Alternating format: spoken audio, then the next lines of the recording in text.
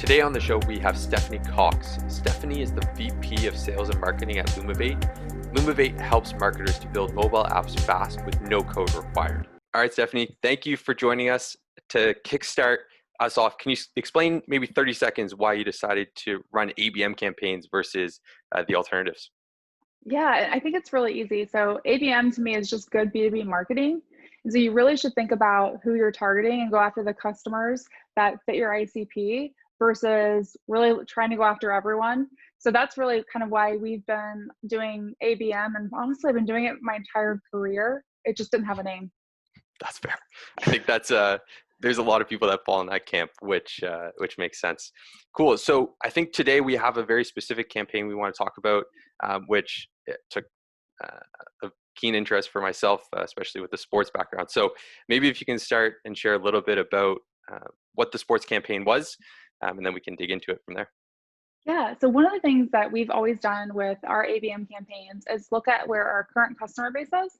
And so we had one of Indianapolis Motor Speedway, which we held a little race normally in May. This year, I think it'll be in August or October.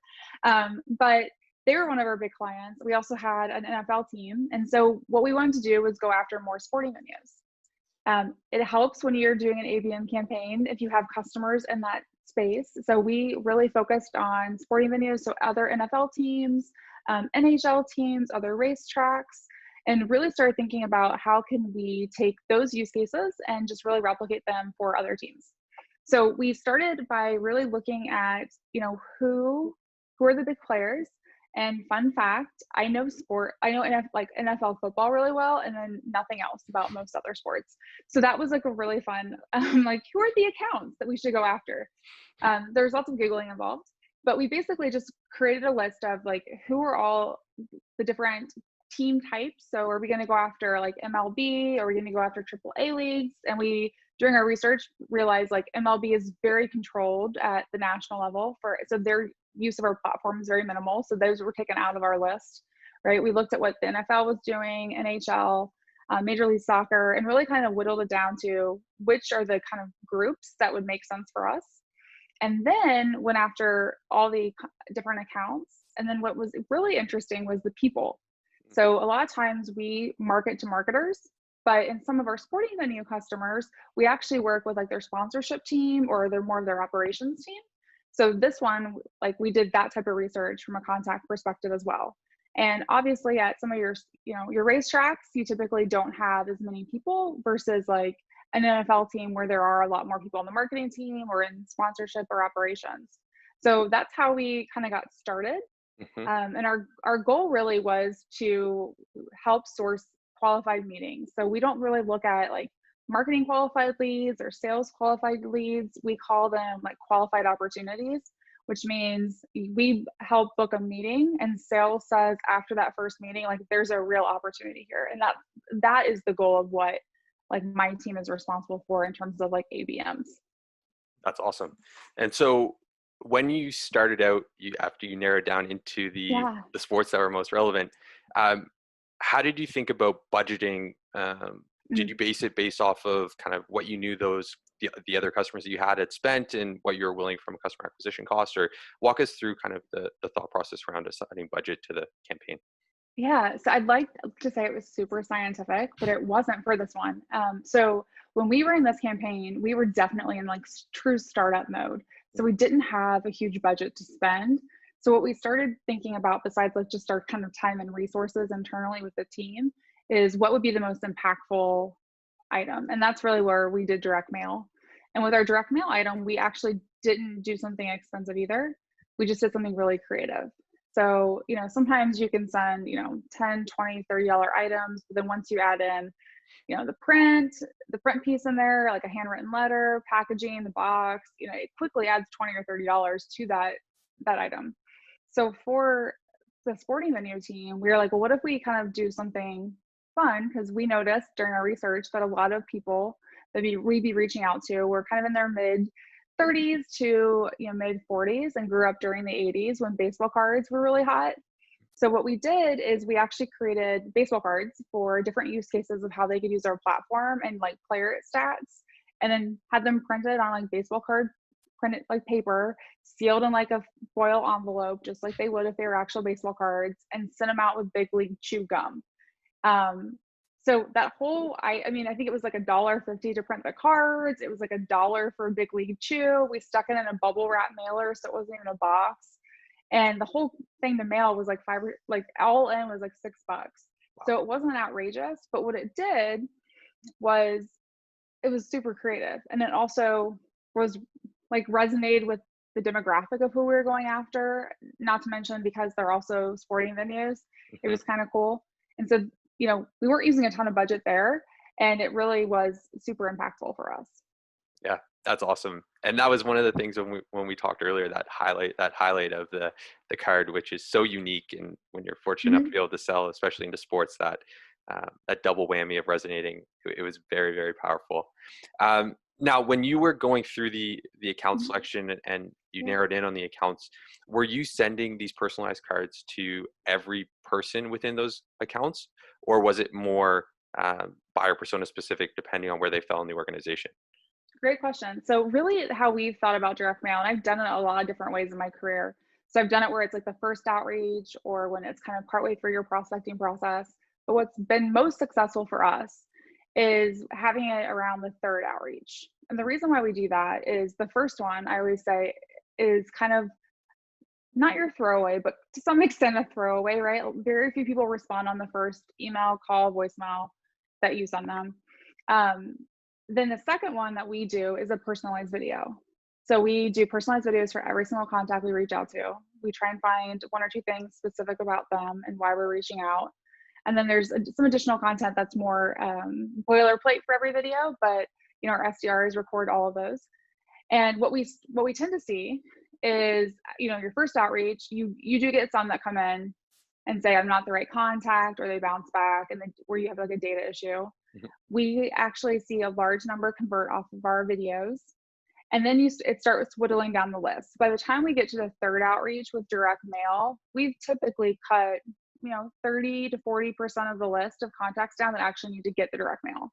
Okay. And which helps us like reduce costs. So if we started out with, you know, a couple hundred contacts, so let's say like 300, we might end up sending it only to 200 people, because by the time we got to that point in the process, we've either gotten some meetings scheduled already, or a certain person has said like, I'm not the right person, you need to talk to Bob, and we can quickly, you know, clean up the list of who we're going after and focus more on that person.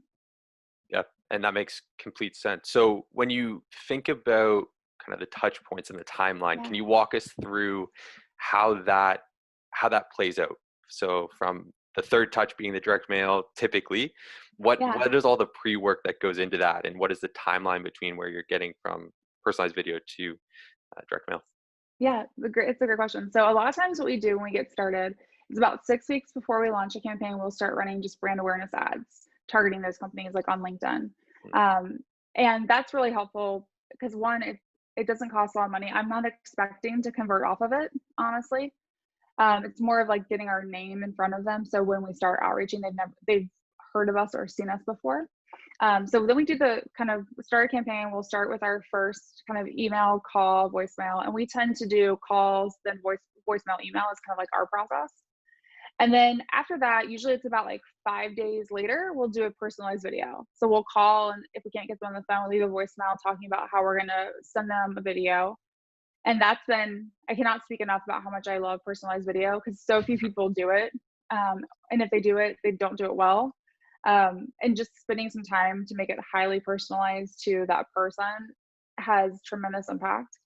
So we'll do that. And then typically like 2 to 3 days later, we'll like follow up if they haven't watched the video, and just kind of almost reply to that video email and just say, hey, adding this, like showing this up to the top of your inbox again, and we'll get more people to watch it. And then usually after that kind of outreach, 4 days later, we do what I like to call your like YouTube unboxing video. So if you've ever seen that trend where people like open boxes on YouTube and film it, I had this idea, like, what if we did that, but we did it with a direct mail? So we actually, the day we drop them in the mail, we'll send them an email with a video that says, hey, something's headed your way. And it's literally our SDR opening the box of what they're going to get and showing them what's inside. And it's not like this crazy idea that someone else couldn't think of, but it's been so impactful because we will have people at companies, even in the enterprise space, that are literally waiting to get this box of this item that I sent them that is not super impressive in terms of like, it's not like I'm sending them an iPad or like an iPhone. I'm sending them something that's a couple of dollars, but they are just like, oh, I haven't seen it yet. Can you, oh, I think you might have had our address wrong. Can you ship me a new one? And they just kind of get this like really cool waiting for it effect, which is nice. And then we'll follow up.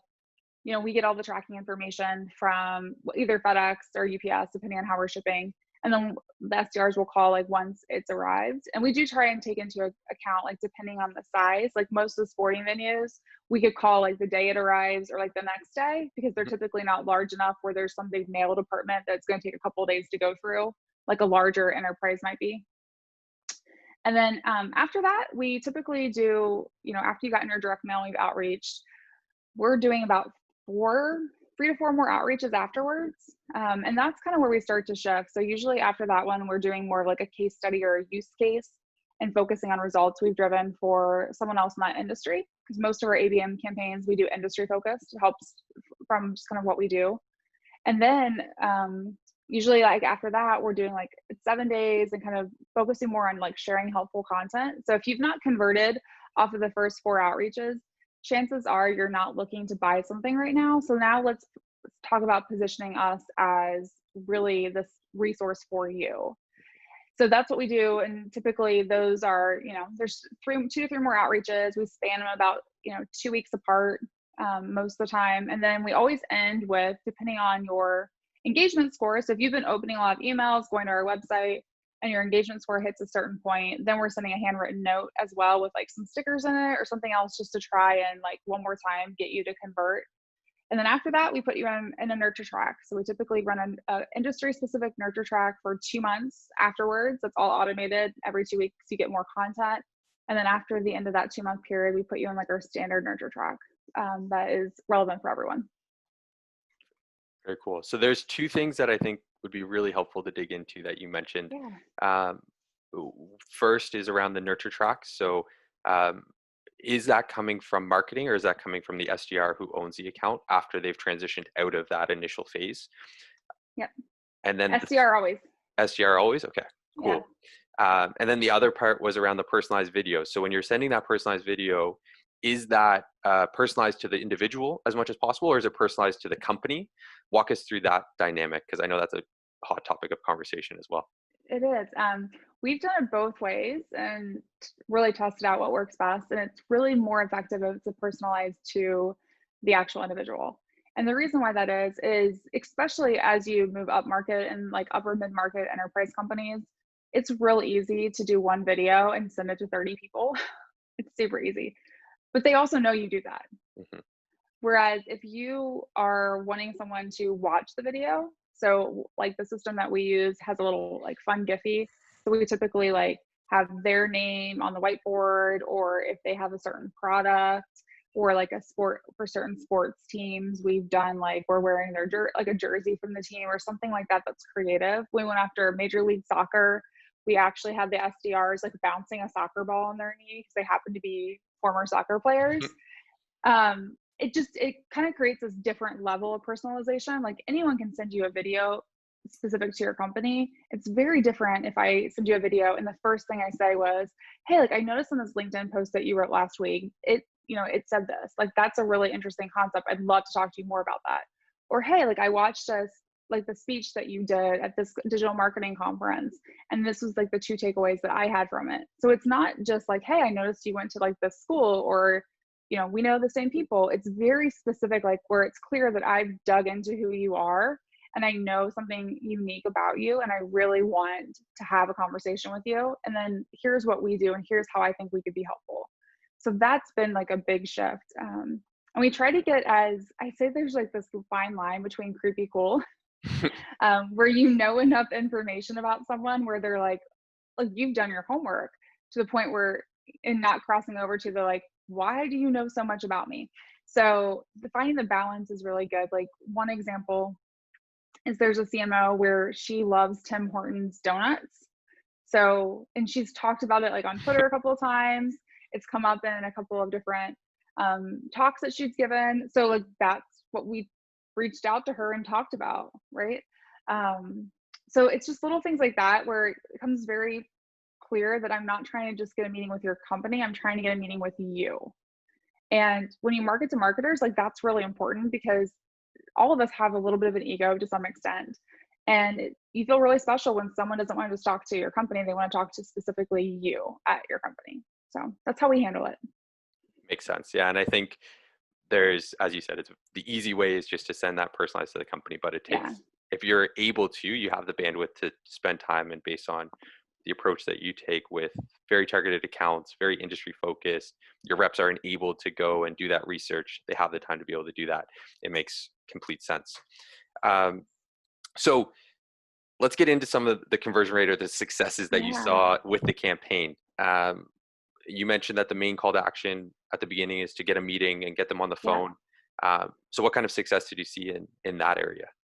Yeah, so this one was really interesting from the standpoint of it was all sporting venues, but it was different types, right? So we had like racetracks to NFL teams to Major League Soccer teams.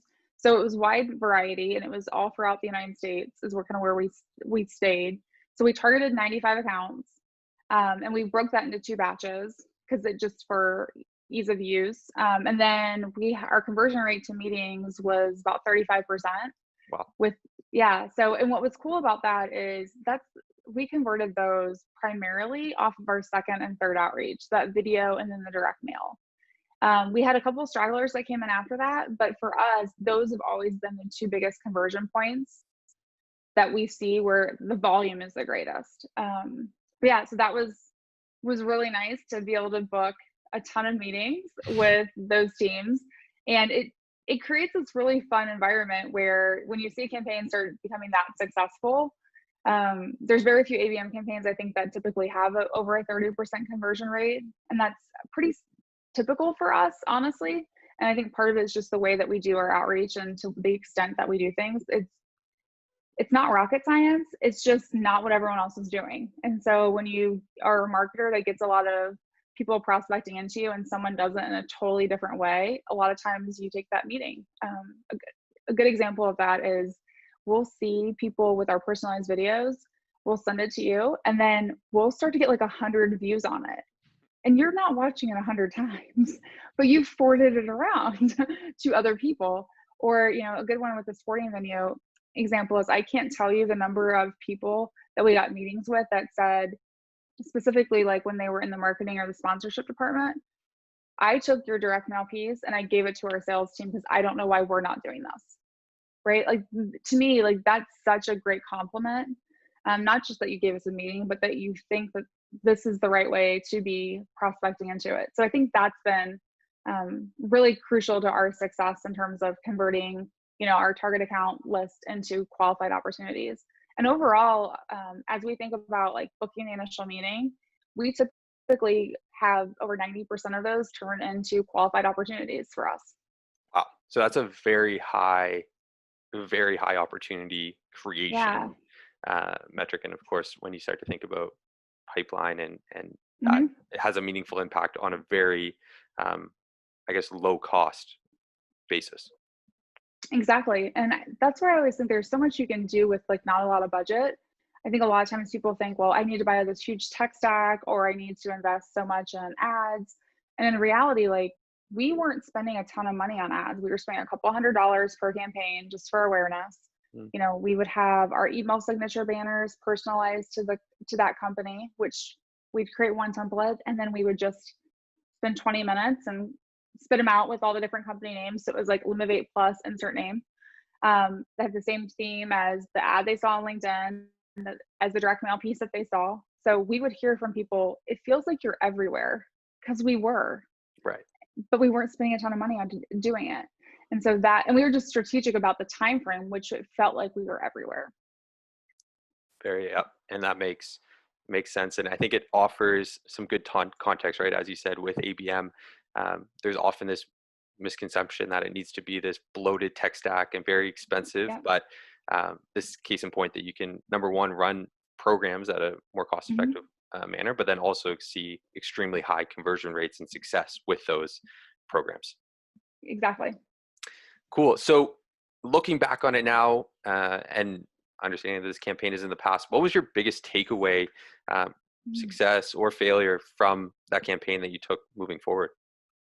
I think our biggest takeaway really for this one was the impact of creative direct mail. A lot of times I think marketers, we tend to like find some sort of like tchotchke that, oh, it's like everyone has a charger. Do you need like an extra charger for your phone? Like that type of stuff. That's so standard. And what we did wasn't expensive. It was just no one else was doing that. So we really tried to find ways when we do direct mail to send you something that you've never gotten before and something that you would actually use. And so that to me was like, we just started doubling down on that, right? So like when we went after the beverage industry, we did mule mugs with our logo on them, but which is cool. But what was better is we actually worked with a mixologist and created 6 different drink recipes and tied them to use cases that you could use our platform for. So it like that was just a totally different way of thinking about it. So that's what has been, I think, the biggest takeaway for us is it doesn't matter what money you can spend. You could spend a lot of money and send something really expensive. What really matters is the creativity behind it and whether or not someone's going to get it and go, all right, like they've earned 30 minutes of my time, because that's what we're trying to do. We're trying to get 30 minutes of your time. Right. No, and I think that's a good kind of connection at the end of it in terms of the creativity outweighs any amount of money. Yeah. And especially when you sell into marketers, that respect factor of people respect a good campaign and are willing to give up their time for that. Exactly. Awesome. Thank you, Stephanie. This has been awesome. So many great insights here. If people want to connect with you and ask more questions, what's the best way to reach out? Yeah, so you can hit me up on Twitter. It's Stephanie Cox04, or you can just email me directly at s.cox@lumavate.com. Awesome. Thank you, Stephanie. You're welcome. I hope you enjoyed another unfluffy episode of the Show Me the Data podcast. If you want to become part of our community with other demand gen leaders and get exclusive access to Q&As with the guests we have on the show, click the link in the description of the podcast.